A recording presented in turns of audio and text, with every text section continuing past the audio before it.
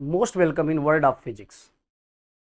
अब से हम लोग थोड़ा प्लान चेंज कर रहे हैं और प्लान ये है हमारा कि वीक में हम लोग 3 डेज जो है वीक में 3 डेज हम लोग जो है 5th चैप्टर से स्टार्ट कर रहे हैं और आगे बढ़ते रहेंगे सिलेबस में। और नेक्स्ट 3 डेज हम लोग फर्स्ट चैप्टर इलेक्ट्रोस्टैटिक्स से मतलब सीक्वेंस में सारी हेडिंग को डिस्कस करते हुए आगे बढ़ेंगे। थोड़ा इधर वाला स्लो रहेगा और जो स्टार्टिंग से लेंगे वो थोड़ा फास्ट चलेगा, ठीक है। लेकिन आपसे रिक्वेस्ट है, यदि आप समझना चाहते हैं लेक्चर्स को एज इट इज जो है, तो आपको जो विदाउट चैप्टर नेम जो है 4 वीडियो जो गए हैं उन सबको आपको बढ़िया से देखना है, एक बार लॉजिक्स को समझ लेना है, ठीक है। तो आज हम लोग चैप्टर 5 स्टार्ट कर रहे हैं। कौन सा चैप्टर स्टार्ट कर रहे हैं? चैप्टर 5। चैप्टर 5 अब वो क्या है आपका? वो है magnetism and matter. Magnetism and matter, ठीक है। तो इस चैप्टर में हम लोग ये डिस्कस करने जा रहे हैं कि जो ब्लेड है, ब्लेड ब्लेड जानते हैं, इसे सेविंग वेविंग करते हैं। वो ब्लेड जब किसी मैग्नेट के कांटेक्ट में आप रखते हैं, ठीक है, तो वो ब्लेड भी जो है आप जब किसी दूसरे आयरन नेल से या आयरन के पास लेके जाते हैं तो अट्रैक्ट करने लगती है उसको। इसका मतलब वो ब्लेड जो है वो मैग्नेट बन गई। ब्लेड क्या बन गई? मैग्नेट बन गई, ठीक है। तो ब्लेड क्या बन गई? मैग्नेट बन गई। तो प्यारे ध्यान दे जरा कि जब मैग्नेट के कांटेक्ट में ब्लेड मैग्नेट के कांटेक्ट में ब्लेड ज्यादा समय तक रही तो उसमें भी आयरन को या मैग्नेटिक मटेरियल को अट्रैक्ट करने की क्षमता आ गई, जबकि ब्लेड में वो क्षमता पहले नहीं थी। जब हम ब्लेड को मैग्नेट के कांटेक्ट में रखने के पहले आयरन के पास ले गए थे तो उसने अट्रैक्ट नहीं किया था, लेकिन जब मैग्नेट के कांटेक्ट में रख दिया गया कुछ देर के लिए, अब वो आयरन को अट्रैक्ट करने लगी। इसका मतलब ब्लेड भी मैग्नेट हो गई। इसका सबसे बढ़िया इंडिकेशन ये है, आप ये समझें जरा, संगत का प्रभाव पड़ता है। संगत का प्रभाव पड़ता है, लेकिन संगत का प्रभाव कब, कितना और कितनी देर तक के लिए पड़ेगा, ये डिपेंड करता है कि आपकी संगत किसके साथ है और कैसी है और कितनी देर की है, ठीक है। तो अब हम ये समझते हैं कि वो ब्लेड मैग्नेट बन कैसे गई। वो ब्लेड मैग्नेट बन कैसे गई? तो जो पहले से मैग्नेट है, जो पहले से मैग्नेट है उसे हम टीचर बोलेंगे। क्या बोलेंगे? टीचर। और ये जो ब्लेड है आपकी, उसे हम क्या बोलेंगे? ब्लेड को हम क्या बोलेंगे? ब्लेड को हम स्टूडेंट बोलेंगे। क्या बोलेंगे? स्टूडेंट। मैग्नेट को क्या बोल रहे हैं हम? टीचर। और ब्लेड को क्या बोल रहे हैं? स्टूडेंट। अब हम ये समझना चाहते हैं कि वो ब्लेड मैग्नेट बन कैसे गई। वो ब्लेड मैग्नेट बन कैसे गई, ठीक है। इसको समझने के पहले जरा हम लोग बात करते हैं चार्ज की। चार्ज की जो डिफिनेशन है वो भी आज यहां से समझ में आएगी कि चार्ज की ये डिफिनेशन क्यों है। Charge is a physical quantity which is responsible for all type of electrical and magnetic interactions. Again, charge is a physical quantity which is responsible for all type of electrical and magnetic interactions. Charge ना होता तो electricity में जो कुछ भी हो रहा है उसमें से कुछ भी नहीं होता, और चार्ज ना होता तो मैग्नेटिज्म भी नहीं होती, ठीक है। तो चार्ज ना होता तो चार्ज स्टोर न करते, पोटेंशियल ना बढ़ता, पोटेंशियल ना होता, पोटेंशियल डिफरेंस ना होता, पोटेंशियल डिफरेंस ना होता तो फ्लो ऑफ चार्ज ना होता, फ्लो ऑफ चार्ज ना होता तो करंट ना होती, तो इलेक्ट्रिसिटी तो गई। अब मैग्नेट में चलें तो मैग्नेट में भी हम ये जानते हैं कि जब किसी सोलेनाइड को आप क्या करते हैं, किसी इलेक्ट्रिक सोर्स से जोड़ देते हैं, तो वो सोलेनाइड भी आपकी मैग्नेट बन जाती है। इसका मतलब करंट ने या फ्लो ऑफ चार्ज ने सोलेनाइड को क्या बना दिया? मैग्नेट बना दिया। क्या बना दिया? मैग्नेट। अब करंट क्यों है? फ्लो ऑफ चार्ज के कारण, यदि चार्ज ना होता तो फ्लो ऑफ चार्ज ना होता, फ्लो ऑफ चार्ज ना होता तो rate of flow of charge ना होता, rate of flow of charge ना होता तो करंट ना होती, करंट ना होती तो मैग्नेट आपका सोलेनाइड बन नहीं पाता, आपका सोलेनाइड मैग्नेट नहीं बन पाता था। ठीक है, अब इसका मतलब चार्ज ने ही सोलेनाइड को मैग्नेट बनाया। अब आप ये कह सकते हैं सर ये जो आप टीचर जिससे कंपेयर कर रहे हैं और जिसको कह रहे हैं वो मैग्नेट है, तो वहां तो ना तो आपने वायर को वाइंड किया है और ना वहां करंट है, ना वहां इलेक्ट्रिक का कोई सोर्स है, फिर वो मैग्नेट कैसे है? ठीक है, तो यदि हमको ये जानना हो कि किसी की प्रॉपर्टी क्या है क्या नहीं है, तो हमको ये समझना पड़ेगा कि उसका ओरिजिन कहां से हुआ है, उसका ओरिजिन कहां से हुआ है, वो आई कहां से है। तो आप जरा ये सोचें, आपसे यदि ये क्वेश्चन पूछा जाए वो ब्लेड या मैग्नेट या यूनिवर्स में कोई भी चीज किससे बनी हुई है, तो आपका जवाब होगा हाँ एटम से बनी है। किससे बनी है? एटम से। आपसे कोई पूछे कि ये चीज किससे बनी है, पहला जवाब बोलो एटम।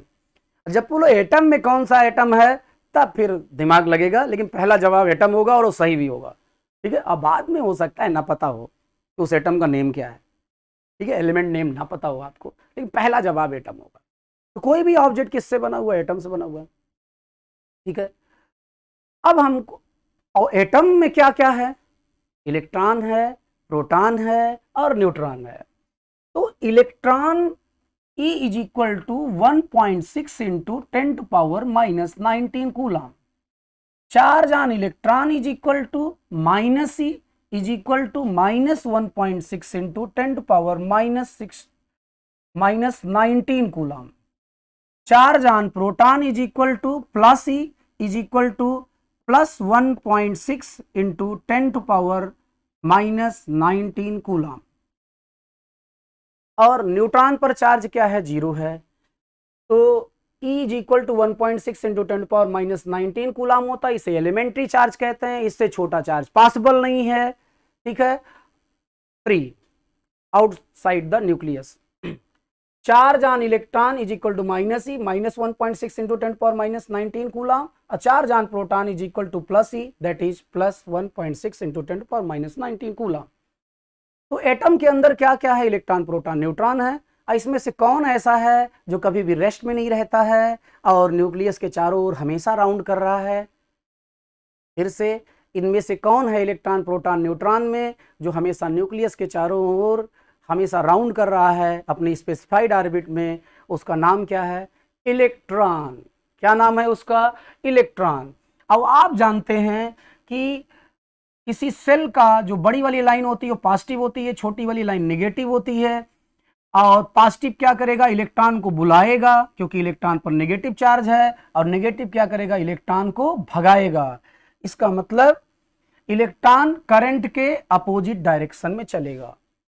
इलेक्ट्रॉन फ्लो कर रहा था तो उसके अपोजिट डायरेक्शन में आपको करंट मिल गई। अब आप जरा समझें, इनसाइड द न्यूक्लियस यदि इलेक्ट्रॉन रिवॉल्व कर रहा है, ठीक है, तो फिर करंट है, करंट है। ठीक है, अब करंट है, अब आप जरा समझें, इलेक्ट्रॉन ऐसे रिवॉल्व कर रहा है तो करंट कैसे होगी? करंट ऐसे होगी। आपकी तरफ से कौन सा वाइज है? ये एंटी क्लॉकवाइज। कौन सा वाइज है? हाँ, एंटी क्लॉकवाइज। सही बोले थे पहली बार। ठीक, और एंटी क्लॉकवाइज कौन सा पोल होता है? नॉर्थ पोल होता है। कौन सा पोल होता है एंटी क्लॉकवाइज? नॉर्थ पोल होता है। ठीक है, और इधर से आपको एंटी क्लॉकवाइज दिखा था तो इस तरफ से आपका नॉर्थ पोल था, लेकिन अब इस इंड से आप देखेंगे क्लॉकवाइज दिखेगा। अब वो कौन सा पोल होगा? वो साउथ पोल होगा। कौन सा पोल होगा? वो साउथ पोल होगा। क्लॉकवाइज करंट है south pole, anti clockwise current है नॉर्थ पोल। इसका मतलब हर रिवॉल्विंग इलेक्ट्रॉन एक मैग्नेटिक डाइपोल बनाता है। क्या बनाता है? हर रिवॉल्विंग इलेक्ट्रॉन एक मैग्नेटिक डाइपोल बनाता है। और यहां देखें, जैसे करंट ऐसे चली हुई है सोलेनाइड में, तो आप राइट हैंड थंब रूल लगाएं, फिंगर्स को रैप करें करंट की डायरेक्शन में, तो थंब क्या बताएगा? मैग्नेटिक फील्ड की डायरेक्शन बताएगा इनसाइड द सोलेनाइड। तो inside the solenoid magnetic field की डायरेक्शन हो गई ये। ठीक है, और यहां देखें आपको करंट का राउंड ऐसे दिख रहा है, करंट का राउंड ऐसे दिख रहा है, ये कौन सा वाइज है? हाँ, कौन सा वाइज है ये? Anti clockwise. Anti clockwise that means ये वाला पोल नॉर्थ है, और यदि ये एंटी क्लॉकवाइज है तो उधर से आपको क्या दिखेगा? क्लॉकवाइज दिखेगा। इसका मतलब ये वाला पोल क्या है? साउथ है। और फील्ड लाइन नॉर्थ पोल से निकलती हैं और साउथ में इंटर करती हैं, ये आप अच्छे से जानते हैं। इसका मतलब outside the magnet direction of magnetic field lines will be north pole to south pole and inside the magnet south pole to north pole because magnetic field lines forms close loop. ठीक है, अब हम लोग return है। अब ये जो magnet है या जो ब्लेड है या यूनिवर्स में कोई भी ऑब्जेक्ट है वो एटम से बना हुआ है, और एटम में क्या है? इलेक्ट्रॉन प्रोटॉन न्यूट्रॉन है, और उसमें इलेक्ट्रॉन हमेशा क्या कर रहा है? वो रिवॉल्व कर रहा है, और इलेक्ट्रॉन रिवॉल्व कर रहा है तो इलेक्ट्रॉन के रिवॉल्व के अपोजिट डायरेक्शन में करंट होगी। क्या होगी? करंट होगी उसके अपोजिट डायरेक्शन में। अब करंट यदि है तो आपकी तरफ से नॉर्थ पोल और इधर से साउथ पोल, इसका मतलब हर इलेक्ट्रॉन एक मैग्नेटिक डाइपोल बनाएगा, मैग्नेटिक डाइपोल बनाएगा। अब जरा आप समझें होता क्या है? क्या सारे इलेक्ट्रॉन ऐसे रिवॉल्व कर रहे हैं किसी एटम में? सारे के सारे ऐसे रिवॉल्व कर रहे हैं? नहीं, कुछ ऐसे रिवॉल्व कर रहे हैं, कुछ ऐसे रिवॉल्व कर रहे हैं, कुछ ऐसे रिवॉल्व कर रहे हैं। क्योंकि जब आप फिजिक्स की कवर बुक पर एटम देखते हो तो उसमें न्यूक्लियस के चारों ओर इलेक्ट्रॉन का जो रिवॉल्व दिखाया जाता है वो ऐसे दिखाया जाता है, ऐसे दिखाया जाता है, ऐसे दिखाया जाता है, ऐसे दिखाया जाता है। इसका मतलब कोई डाइपोल ऐसे होगा, कोई डाइपोल ऐसे होगा, कोई डाइपोल ऐसे होगा, कोई डाइपोल ऐसे होगा। इसका मतलब किसी भी ऑब्जेक्ट में जो जितने मैग्नेटिक डाइपोल हैं सब के सब अरेंज्ड हैं या डिस्टर्ब हैं? डिस्टर्ब हैं। क्या है? डिस्टर्ब हैं। अब हम आगे बढ़ते हैं।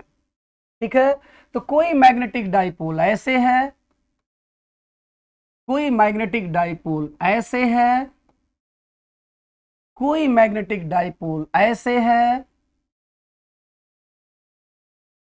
तो सारे मैग्नेटिक डाइपोल डिस्टर्ब है। Motion in plane chapter 11, motion in plane chapter 11 आपने ये देखा था कि दो वेक्टर यदि सेम डायरेक्शन में होते थे तो उन्हें हम ऐड कर देते, दो वेक्टर यदि अपोजिट डायरेक्शन में होते थे तो उन्हें हम सब्सट्रैक्ट कर देते थे। अब बड़े में से छोटा माइनस करते थे, बड़े वाले की डायरेक्शन मान लेते थे हम। ठीक है, और यदि कोई वेक्टर फर्स्ट वेक्टर के हेड से, सेकंड वेक्टर का टेल सेकंड के हेड से, थर्ड का टेल थर्ड के हेड से, फोर्थ का टेल फोर्थ के हेड से, फिफ्थ का टेल, और ऐसा करते करते यदि लास्ट वेक्टर का हेड फर्स्ट के टेल पर कोइंसाइड कर जाता था तो हम ये बोलते थे कि रिजल्टेंट जीरो है, रिजल्टेंट जीरो है। इसका मतलब रिजल्टेंट दो स्थितियों में जीरो आ सकता है, या तो अपोजिट डायरेक्शन में वेक्टर हो या वो रैंडम हो। ठीक है, तो ब्लेड के साथ यही हाल था। जब तक ब्लेड जो है के साथ यही हाल था, और ब्लेड को प्यारे हम कंपेयर कर रखे थे स्टूडेंट से। किससे कंपेयर कर रखे थे? स्टूडेंट से कंपेयर कर रखे थे हम ब्लेड को। अब ब्लेड में जो है ये जो डाइपोल्स थे ऐसे ही डिस्टर्ब थे, तो हम इलेक्ट्रिक ये डाइपोल जो डिस्टर्ब डाइपोल्स हैं हम ये मानेंगे कि स्टूडेंट के अंदर जो नॉलेज है उसके एक्सपीरियंस के अकॉर्डिंग जो अभी तक इस उम्र तक उसके हो चुका है वो नॉलेज जो है सब डिस्टर्ब है, जिससे उसका नेट इफेक्ट क्या है? जीरो है, जिससे उसका नेट इफेक्ट क्या है? जीरो है। अब हम क्या करते हैं? अब हम जैसे ही यहाँ पर एक मैग्नेटिक फील्ड डेवलप कर देते हैं, मैग्नेटिक फील्ड डेवलप करते ही जो आपका डाइपोल ऐसे था, मतलब ये नॉर्थ पोल था, ये क्या था? साउथ पोल था। इस नॉर्थ को ये साउथ पोल अट्रैक्ट करेगा, फोर्स लगाएगा, और इस साउथ को ये नॉर्थ अट्रैक्ट करेगा, और ये आपका कैसे घूम जाएगा? डाइपोल, डाइपोल आपका घूम जाएगा एंटी क्लॉकवाइज। फाइनली ये क्या हो जाएगा? अलाइन हो जाएगा मैग्नेटिक फील्ड की डायरेक्शन के। ठीक है। Magnetic dipole movement south to north होता है। अब magnetic field outside the magnet north pole to south pole होती है। अब आप ये जानते हैं कि यदि मैग्नेटिक डाइपोल को हम पहले किससे कंपेयर कर रखे हैं? स्टूडेंट से। किससे कंपेयर रखे हैं? स्टूडेंट की प्रॉपर्टी से। और मैग्नेटिक फील्ड को हम कंपेयर कर रखे हैं टीचर की प्रॉपर्टी से, पहले के वीडियो जो आपके जा चुके हैं। ठीक है। अब आपको ये बताया गया है कि जब स्टूडेंट और टीचर की फील्ड की डायरेक्शन में स्टूडेंट अलाइन हो जाता है तो स्टेबल इक्विलिब्रियम में होता है। अब हमने आपसे कहा था पूरे यूनिवर्स में जितने भी ऑब्जेक्ट्स हैं, लिविंग या नॉन लिविंग, सब के सब स्टेबल इक्विलिब्रियम में जाने के लिए परेशान है। ठीक है। तो ये डाइपोल घूम गया। ऐसे ही यदि आप फील्ड डेवलप कर देते हैं तो यहाँ पर यदि यहीं पर हम लोग बात कर दें, अभी ये साउथ पोल है, ये कौन सा पोल है? नॉर्थ पोल है। तो ये वाला कैसे घूम जाएगा? ध्यान दे के बोलिए। हाँ, एंटी क्लॉकवाइज। कैसे घूम जाएगा? Anti clockwise. और ये वाला कैसे घूम जाएगा? क्लॉकवाइज। कैसे घूम जाएगा? क्लॉकवाइज। और ये नॉर्थ को नॉर्थ रिपेल करेगा तो इधर भागेगा, और साउथ को नॉर्थ अटैक करेगा इधर भागेगा। ये भी कैसे घूम जाएगा? क्लॉकवाइज। फाइनली आप देखेंगे सारे डाइपोल्स घूम घूम के सब के सब मैग्नेटिक फील्ड की डायरेक्शन में हो जाएंगे। इसकी डायरेक्शन में हो जाएंगे, मैग्नेटिक फील्ड की डायरेक्शन में हो जाएंगे। तो अब जरा आप देखें, पहले सब डिस्टर्ब थे सारे डाइपोल्स। क्या थे? डिस्टर्ब थे सारे डाइपोल्स। लेकिन जैसे ही ये डाइपोल्स कहाँ पर आए? मैग्नेटिक फील्ड में आए। मैग्नेटिक फील्ड में आते ही सारे डाइपोल्स क्या हो गए? फील्ड की डायरेक्शन में अलाइन हो गए। और जब वेक्टर्स एक ही डायरेक्शन में होते हैं तो ऐड होने लगते हैं, उनका नेट जीरो आने के चांसेस खत्म हो जाते हैं, वो जीरो आ ही नहीं सकते हैं। लेकिन जब तक वो रैंडम थे तब तक फर्स्ट का टेल और लास्ट का हेड मिलने का चांस बना रहता है और रिजल्टेंट जीरो होने का चांस बना रहता है। तो रैंडम थे तो उनका नेट मैग्नेटाइजेशन जीरो होने के चांस थे। लेकिन जैसे ही मैग्नेटिक फील्ड में आ गए, इसका मतलब टीचर के कांटेक्ट में आ गए। किसके कांटेक्ट में आ गए? टीचर के कांटेक्ट में आ गए। तुरंत जो है सारे मैग्नेटिक डाइपोल्स फील्ड की डायरेक्शन में अलाइन हो गए और अब उनका net magnetic dipole moment non zero है। क्या है? नेट मैग्नेटिक डाइपोल मोमेंट उनका अब नॉन जीरो है। ठीक है। इसका और बिल्कुल यही बात किसके साथ होती है? ब्लेड के साथ होती है। किसके साथ होती है? ब्लेड के साथ। ब्लेड में मैग्नेटिक डाइपोल्स थे। अब ब्लेड को किससे कंपेयर कर रखे हैं? स्टूडेंट में। तो ब्लेड में नॉलेज थे लेकिन रैंडम थे। क्या थे? रैंडम थे। आप में भी नॉलेज है, आप बहुत जानते हैं, तभी तो आप जवाब देते हैं जब क्वेश्चन पूछते हैं। तो अब आप सही आंसर देते हैं, इसका मतलब आपके अंदर नॉलेज है। ठीक है। लेकिन वो रैंडम है जिससे उसका नेट इफेक्ट क्या है? जीरो है। और जैसे ही आप फील्ड में आते हैं, आपके सारे कॉन्सेप्ट, सारे नॉलेज टीचर क्या करता है? उसको एक सीक्वेंस में सेट कर देता है। जब एक सीक्वेंस में सेट कर देता है तो आपका नेट इफेक्ट अब जीरो नहीं होता है और अब आप मैग्नेटाइज हो गए हैं। तो ब्लेड के साथ यही हुआ और ब्लेड में मैग्नेटिक प्रॉपर्टी आ गई। ठीक है। लेकिन जब आप टीचर से दूर होते हैं तो आपके अंदर का जो नॉलेज है, जो टीचर ने सिखाया था, वो धीरे धीरे भूलने लगता है। आपके सारे नॉलेज फिर से डिस्टर्ब होने लगते हैं। आप रिवाइज ना करें, आप टेस्ट ना दें, आप एग्जाम में अपीयर ना हो, तो क्या होगा? टीचर ने जो भी सिखाया था वो सब क्या हो जाएगा? आप भूल जाएंगे। इसका मतलब आपके सारे डाइपोल्स, आपके सारे नॉलेज फिर से रैंडम हो जाएंगे और फिर से नेट जीरो आने के चांसेस बन जाएंगे। ब्लेड के साथ यही हुआ था। जब ब्लेड मैग्नेट के साथ थी, ठीक है, तो वो मैग्नेटाइज हो गई थी, उसका net magnetic dipole moment zero नहीं था और दूसरे मैग्नेटिक मटेरियल मतलब आयरन वगैरह को क्या करने लगी थी? अट्रैक्ट करने लगी थी। लेकिन जब ब्लेड जो है कनेक्ट नहीं रहती है मैग्नेट से, मतलब टीचर से दूर चली जाती है, तो धीरे धीरे उसका जो अलाइनमेंट था मैग्नेटिक डाइपोल मोमेंट का वो डिस्टर्ब होने लगता है और धीरे धीरे बहुत डिस्टर्ब हो जाता है और नेट फिर से जीरो हो जाता है और ब्लेड फिर से अट्रैक्ट करना बंद कर देती है। ब्लेड फिर से अट्रैक्ट करना बंद कर देती है। टीचर जानते हैं आपको क्या सिखाता है? टीचर करता क्या है? कुछ नहीं करता। आप स्पेशल हो इसलिए सीख लेते हो, आपको बहुत आता है इसलिए आप सीख लेते हो, आप में नॉलेज पहले से है। टीचर केवल एक काम कर रहा है, वो आपके सारे नॉलेज को सीक्वेंस में सेट कर दे रहा है बस, और कुछ नहीं कर रहा है। ठीक है, यदि हम बहुत स्पेशल होते तो लोअर केजी के बच्चे को फिजिक्स पढ़ाते, तब हमारी स्पेशलिटी होती। लेकिन हम आपको पढ़ा रहे हैं क्योंकि आप कैपेबल हैं, आप स्पेशल हैं, इसलिए आप के कारण ही आप सीख ले रहे हो। ठीक है, आगे बढ़ते हैं हम लोग। अब आप ये समझने का प्रयास करते हैं ये कैसे था कि रैंडम थे तो नेट इफेक्ट 0 था, अलाइन हो गए तो नेट इफेक्ट 0 नहीं है, इफेक्ट दिख गया। एक कहानी सुनाते हैं, कहानी तो अच्छी लगती ही होगी आपको। ठीक है, वो कहानी क्या है जरा आप देखें। बहुत सारे कबूतरों का एक झुंड था, झुंड मतलब जाते ग्रुप्स, मतलब ग्रुप था, बहुत सारे पिजन्स थे उसमें, कबूतर थे। अब वो सब कई दिन से भूखे थे, अब आसमान में उड़ते हुए चले जा रहे थे। किसी बाग में किसी पेड़ के नीचे कुछ अनाज ऐसे पड़े होते हैं, बिखरे पड़े होते हैं।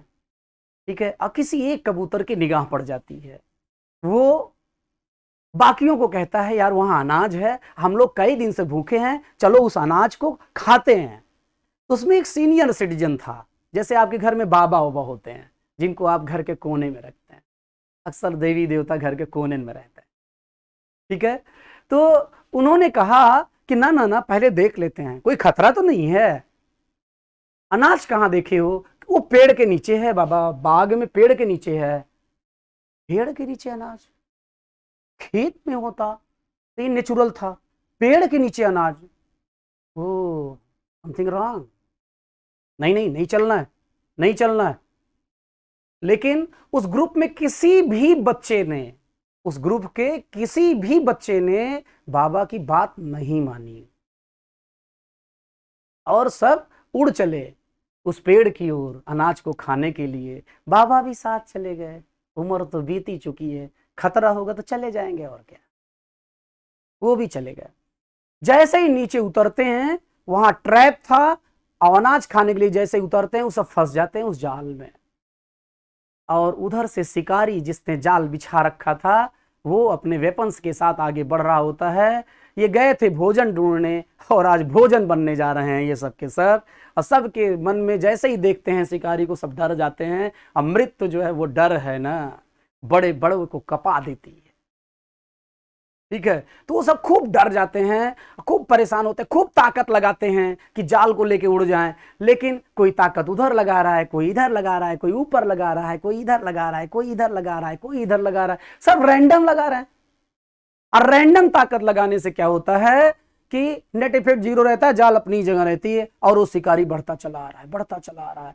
खूब परेशान हो गए सब, हाथ पांव मार के, नहीं छूट पाए जाल से, नहीं उड़ पाए जाल को लेके। तब उन्होंने बाबा की ओर देखा।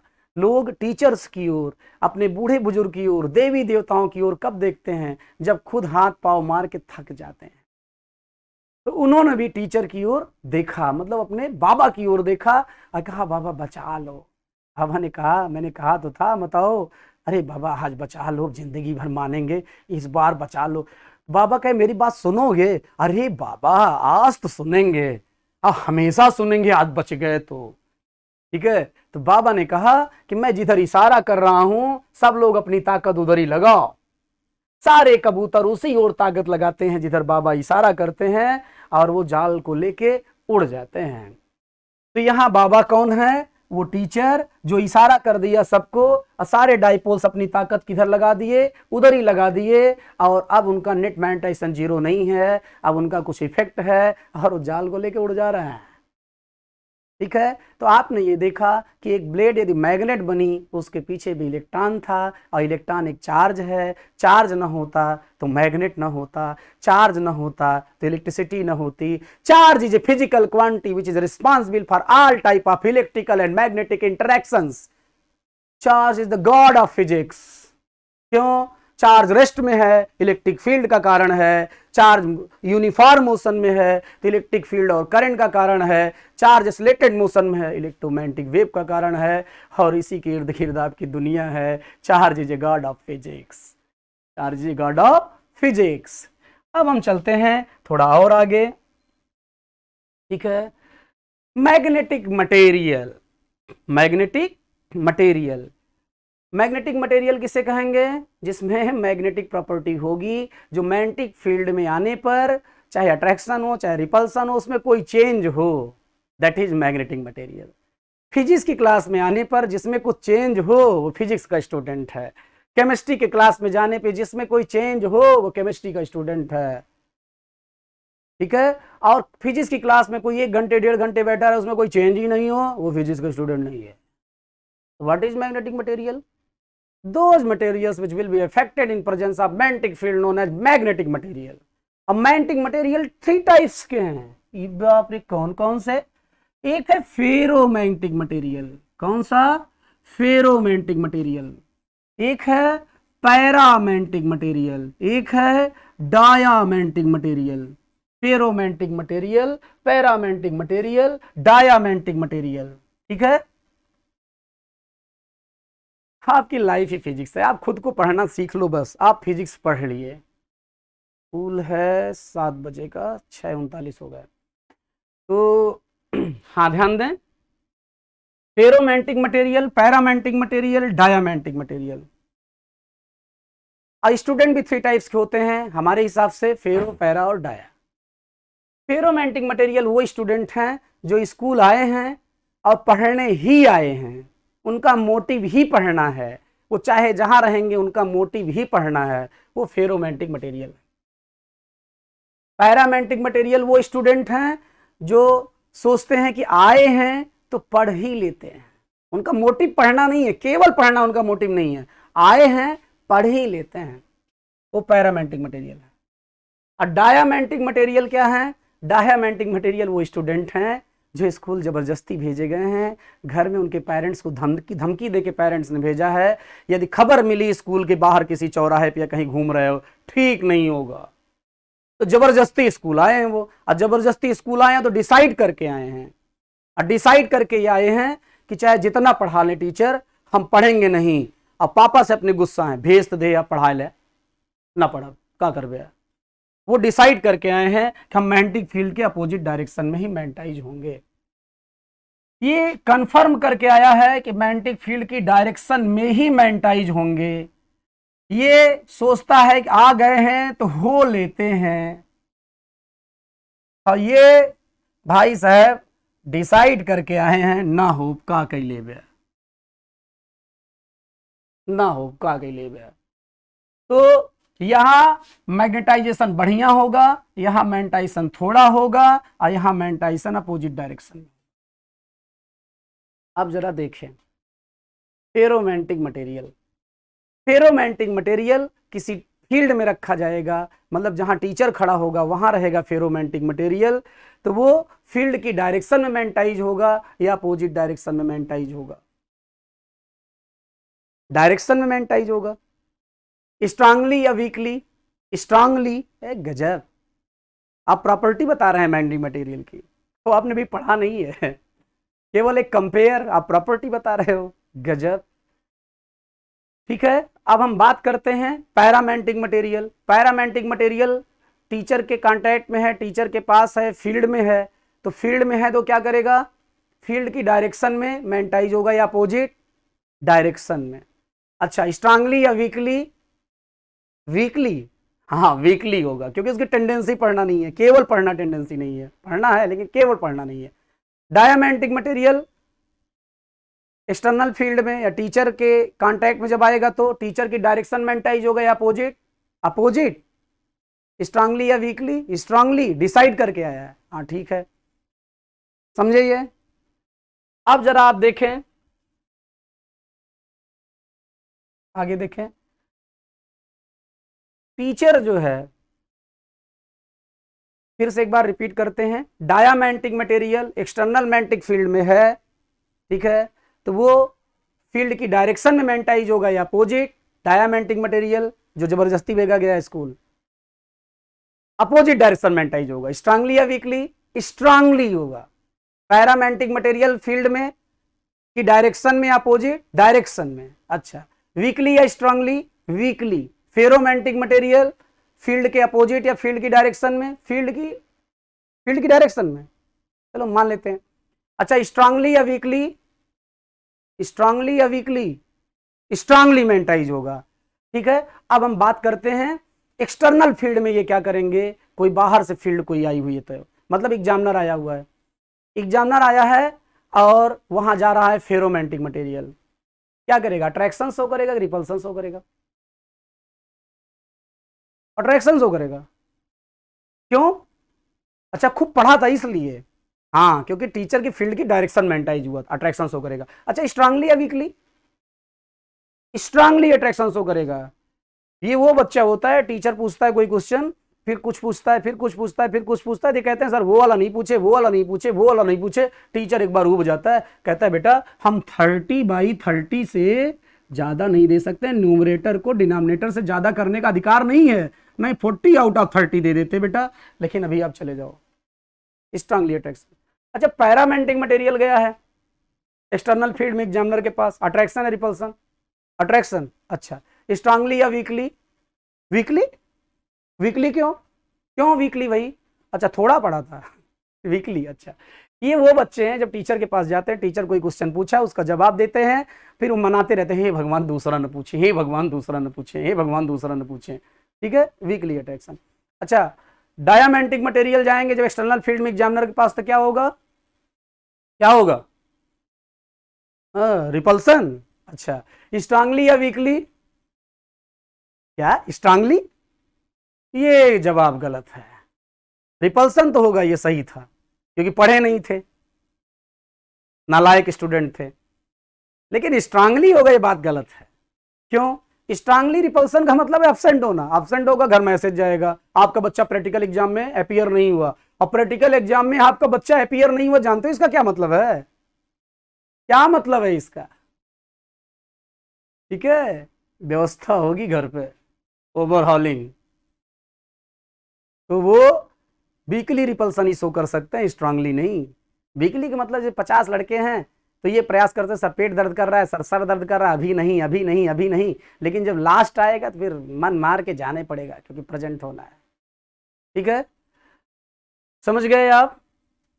अब जरा देखें, आप अपने क्लासरूम को देखें, क्लासरूम में जो बोर्ड होता है, ठीक है, बोर्ड जो होता है, आप देखें मैग्नेट के पास जब आप होते हैं तो वहां फील्ड ज्यादा होती है, दूर होते हैं तो फील्ड क्या होती है? कम होती है। तो यहाँ स्ट्रांग फील्ड है। कैसी फील्ड है? स्ट्रांग फील्ड है। और दूर जब जाते हैं तो फील्ड क्या हो जाती है? वीक फील्ड हो जाती है। अट्रैक्शन का मतलब क्या है? पास आना। अट्रैक्शन का मतलब क्या है? पास आना। और रिपल्सन का मतलब क्या है? दूर जाना। रिपल्सन का मतलब क्या है? दूर जाना। अब जरा देखो, जो फेरोमैग्नेटिक मटेरियल होते हैं वो क्लासरूम में कहां बैठते हैं? बोर्ड के पास या बोर्ड से दूर?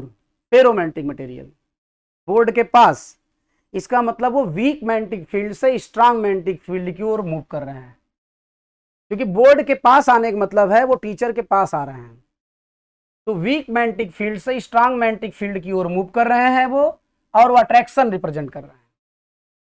अच्छा, पैरामैग्नेटिक मटेरियल दूसरी या तीसरी रो पे बैठते हैं। ठीक है, इसका मतलब वो भी वीक से स्ट्रांग मैग्नेटिक फील्ड की ओर आ रहे हैं, लेकिन स्ट्रांगली या वीकली? वीकली। और अट्रैक्शन भी वीकली शो कर रहे हैं। और डायमैग्नेटिक मटेरियल एकदम पीछे वाली सीट पे बैठते हैं, मतलब रिपल्सन या अट्रैक्शन? रिपल्सन शो करते हैं। अच्छा, टीचर के पास जा रहे हैं या दूर? दूर जा रहे हैं, तो वीक से स्ट्रांग या स्ट्रांग से वीक? स्ट्रांग मैग्नेटिक फील्ड से वीक मैग्नेटिक फील्ड की ओर जा रहे हैं। अरे, ये चैप्टर तो आपका जीवन निकला। क्यों नहीं निकलेगा? आप एटम की बात कर रहे हैं, आप बने किससे हैं? आप एटम से ही तो बने हैं, क्यों नहीं निकलेगा भाई? निकलेगा ही, निकलेगा ही। थैंक्स। अब जो है जैसा कि हम आपसे ये कह रहे थे कि आप चाहें तो 6 to 7 ऑनलाइन क्लासेस भी ले सकते हैं। वीक में 3 डेज हम लोग जो है 5th चैप्टर से आगे कंटिन्यू करेंगे और 3 डेज 1st चैप्टर से आगे कंटिन्यू करेंगे, each heading with the same intensity.